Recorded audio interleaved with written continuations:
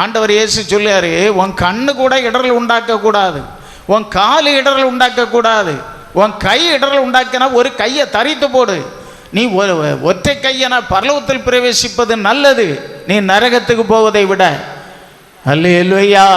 உன் காலு இடரல் உண்டாக்கி யாருக்காவது நீ தீமை செய்தியனா நீ உன் காலை தரித்து போடு.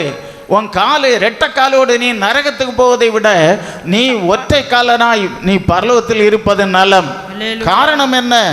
அங்கே என்ன நடக்குமா? 44ஆம் வசனம் சொல்லுது, அங்கே அவர்கள் புழு சாகாமலும் அக்கினி அவியாமலும் இருக்கும் நரகத்தில் போனால். பாருங்க, அவர் சொல்றாரு 47ஆம் வசனம், உன் கண் உனக்கு இடரல் உண்டாக்கினால் அதை பிடுங்கி போடு.